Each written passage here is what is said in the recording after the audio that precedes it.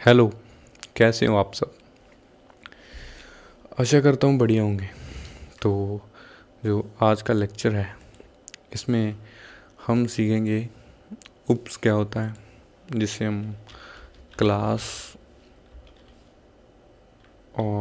जिसमें हम क्लास और ऑब्जेक्ट्स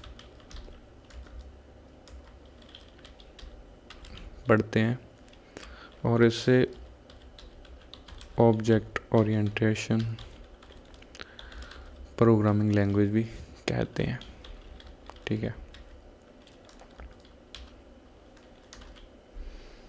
क्लास एंड ऑब्जेक्ट्स क्या होते हैं ये? ठीक है। तो आज की क्लास का ये टॉपिक होगा और इसको पहले अच्छे से इसका मीनिंग समझेंगे कि क्या है। तो शुरू करने से पहले आपको पूछना चाहूँगा कि आप ऑब्जेक्ट से क्या समझते हैं।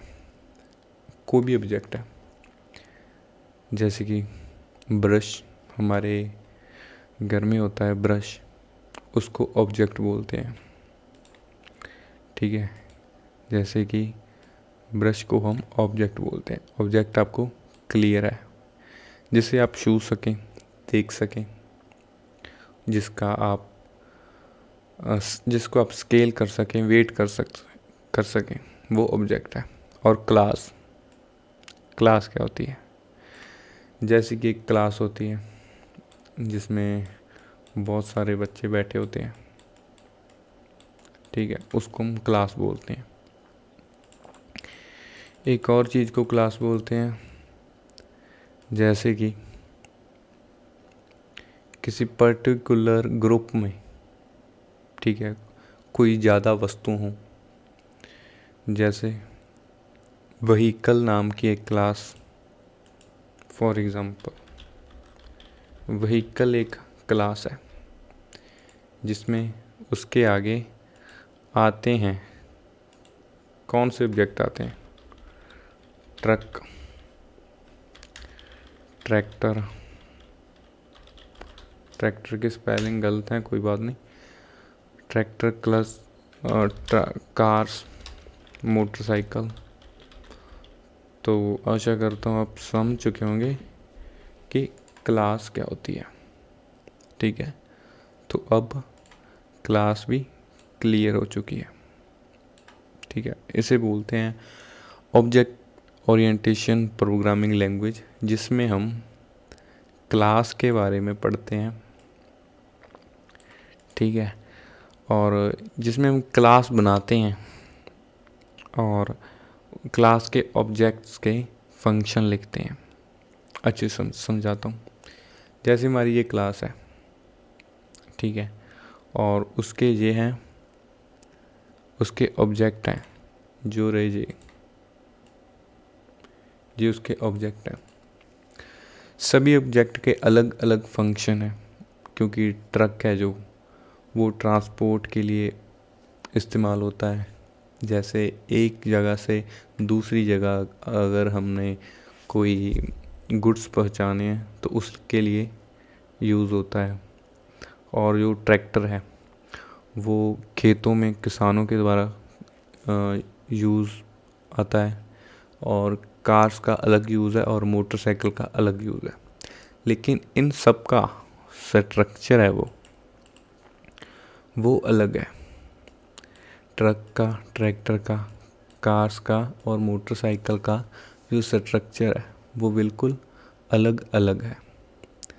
तो प्रोग्रामिंग में हम क्या करते हैं? हम एक क्लास बनाते हैं और जो ट्रैक्टर नाम का ऑब्जेक्ट है उस पे उसको सेट करते हैं कि इसका स्ट्रक्चर क्या है, या कोई भी उसके रिगार्डिंग कोई भी डाटा हो वो हम सेट करते हैं। फॉर एग्ज़ाम्पल हम ट्रक का साइज सेट करेंगे। ठीक है। और उसका वेट,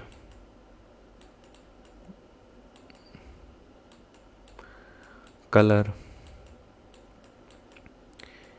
इसी प्रकार हम इन सब का ये चीज़ें सेट करेंगे। तो ये हमें अपॉर्चुनिटी देता है कि इतने में ही सारा काम ख़त्म हो जाएगा।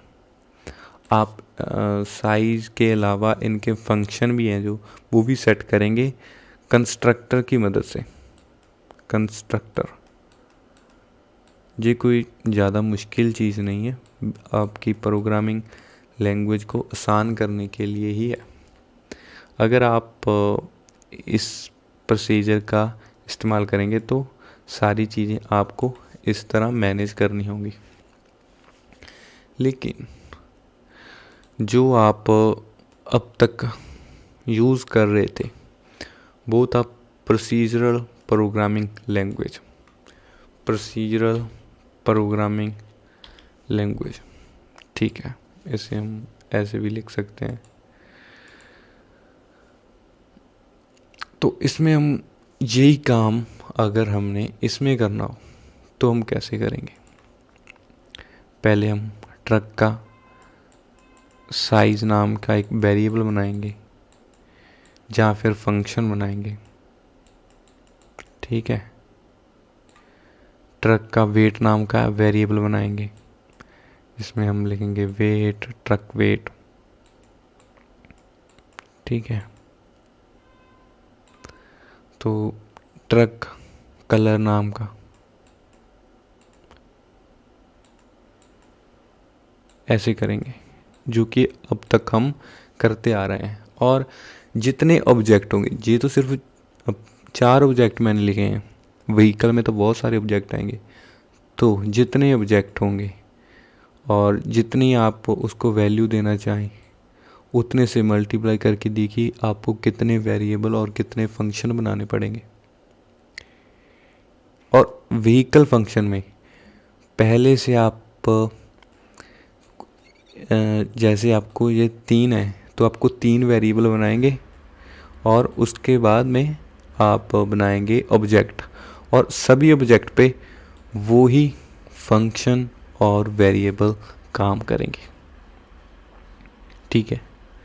तो इससे क्या होता है, आपकी जो कोड ऑफ लाइन है वो कम होती है। और एक बात, अगर आप नई क्लास बनाएंगे ना, न्यू क्लास बनाएंगे, तो उस क्लास में इस क्लास के जो फंक्शन है वो आप इनहेरिट कर पाएंगे। और एक बात, अगर आपको कुछ अच्छे से समझ नहीं आया तो जैसे जैसे हम प्रोग्रामिंग करेंगे, जैसे जैसे हम VS कोड में प्रोग्रामिंग करेंगे तो आपको अच्छे से समझ आएगा, ठीक है। तो हम चलते हैं अपने VS कोड में और एक नई फाइल बनाएंगे tut10 नाम से, ठीक है। तो हमने यहाँ पे फाइल बना ली, तो हम लिखेंगे क्या, welcome in object orientation programming language.